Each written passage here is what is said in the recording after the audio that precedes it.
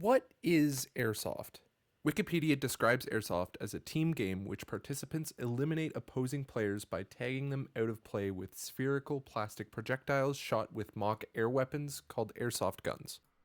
I personally think that's a fucking mouthful. I personally love the game of Airsoft. You can usually catch me on the field of an Airsoft match once every 2 weeks. Recently, there is a piece of legislation being put through that might threaten the game of Airsoft. So I decided I would ask a couple of fellow players what their opinions were on such legislation. This is Morris and Thomas. Morris and Thomas are admins at our local airsoft field here in Kelowna, BC, up Highway 33 at the Joe Rich Sportsman Association. I figured if anybody would know a thing or two about airsoft, it would be one of these two. Yeah, so name is Thomas Marshbex, occupation is sales rep. I've been playing Airsoft for about 6 years now, mainly as a stress reliever. I love the exercise. It's very physically demanding, which is awesome.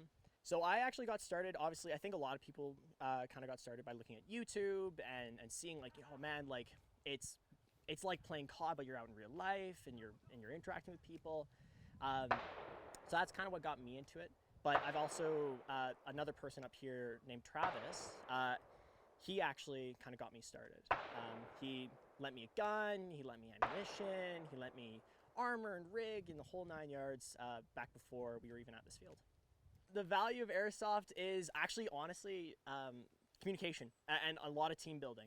A lot of things that I've taken from Airsoft, I think, is being able to effectively communicate ideas and directions and things like that in a manner that can kind of be recognized by everybody. A lot of the times where you're trying to get around an obstacle here at Airsoft, you can communicate with your teammate to support you in any type of way.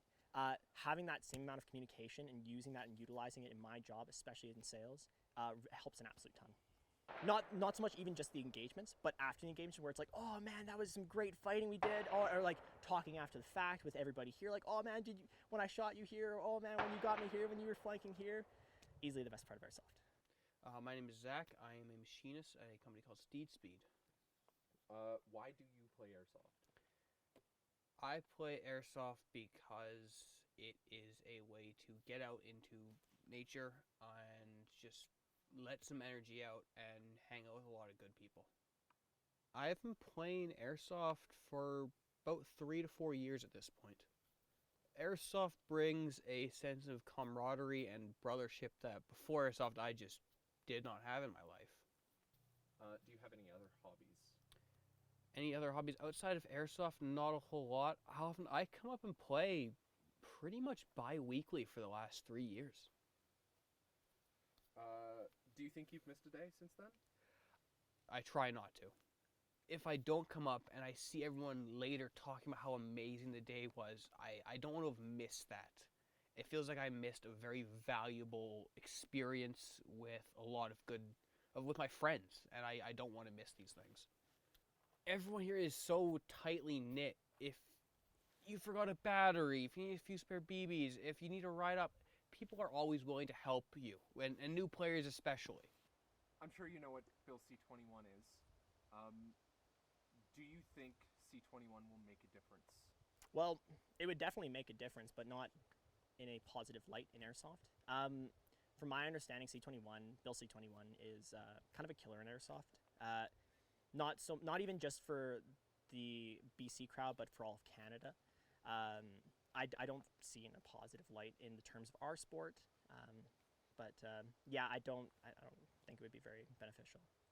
I think the big thing is honestly seeing a lot of stuff that's going on in the United States, and obviously we've had some shootings up here in Canada as well, which definitely require some new legislation. But on the side of that, though, to kill an entire sport, especially for the players that are just out here to enjoy being outside and running around and pretending to be army men, yeah, it's a bit of a bummer.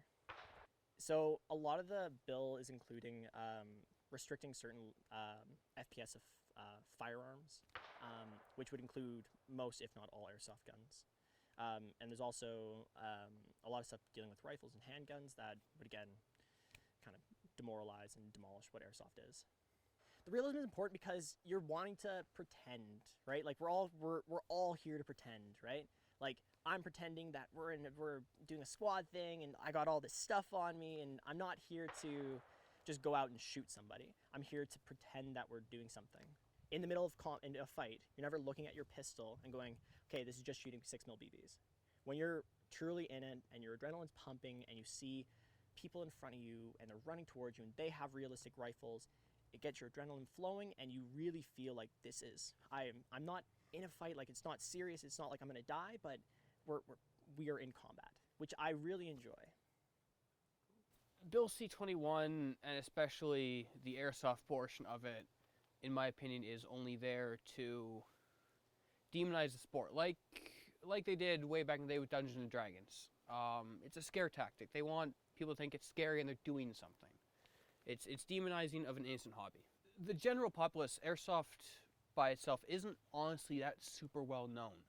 So when people see a bill that's banning these replica firearms that are all over the streets, they think it's banning this and getting rid of it from like gangbangers and gangs that will rob gas stations, and not a bunch of guys just hang out in the woods having a great time.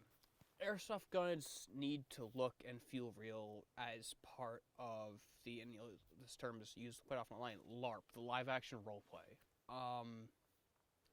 It's that sense of connection with this idea of pretending to be a soldier, basically, running around and having this, not tool, but toy that more closely replicates what they would see you in movies and TV shows. I think with the recent, I believe it was Bill 10 in BC, that was already a good step. That was actually a wonderful step, that airsoft guns must be transported in opaque cases very similar to real firearms, because to someone who walks past your car and looks in, if they see a rifle, they don't know it's airsoft. They could think it is a real rifle. So I think Bill C-10, at least in BC, was a wonderful step. Airsoft does not promote violence in any meaningful way. It's, at the end, everyone going to an airsoft field knows these are toys. We're firing small 6mm pellets of corn at each other. Newcomers are the lifeblood of the sport, and that is one of the things that Bill C-21 would affect. Under the new legislation, owning airsoft guns by itself is not technically illegal. But the importation and purchase of new airsoft guns would be illegal.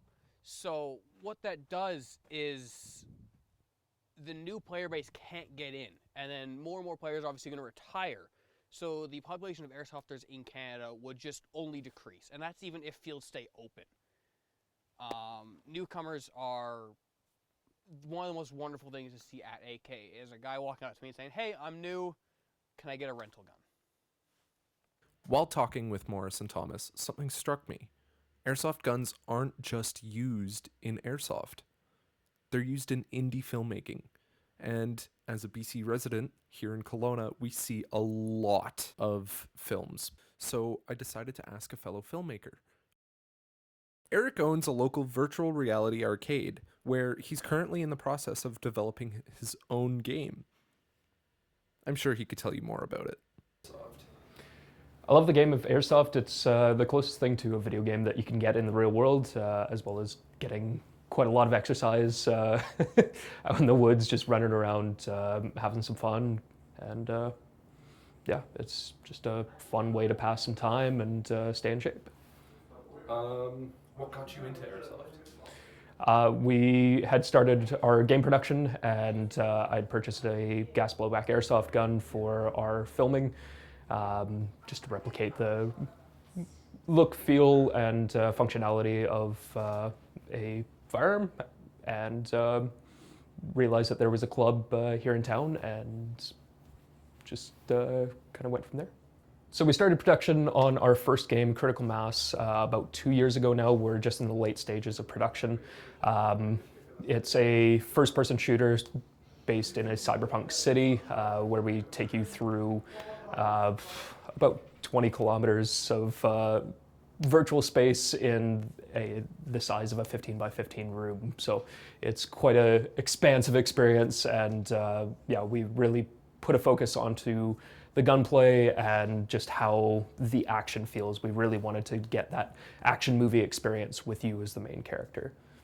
So we used not only gas blowback, but also several AEG airsoft guns to kind of simulate the real thing to a certain extent in a safe and controlled manner, doing reloads and that sort of thing to really match what we wanted to see in game as closely as possible, which saved us a ton of time on the animation side, which also meant saving a ton of money and making what we do possible. Yeah, it was a lot of fun and got some good results.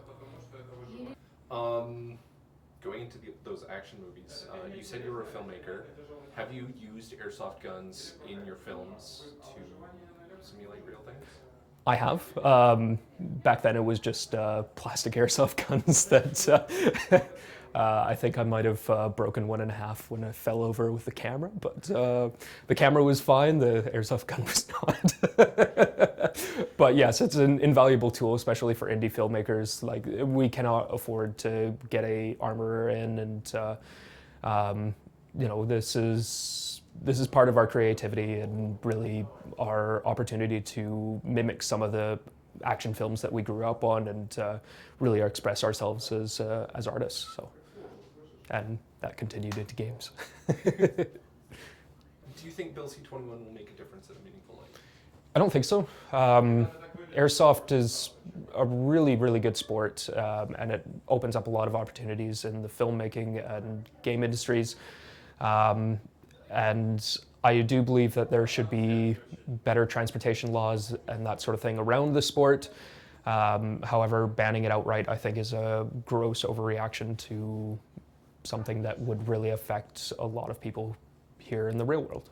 I think there's a fear that something that looks like a gun can be conceived as a gun and treated as such, which in a certain extent is a valid point of view. However, there are other ways to deal with this other than banning it outright, transportation laws, and just ways of making the whole sport and the people around it safer, getting people informed, making sure people are respecting the tools that we have in the sport, and you know, not messing with the livelihood of many, many people.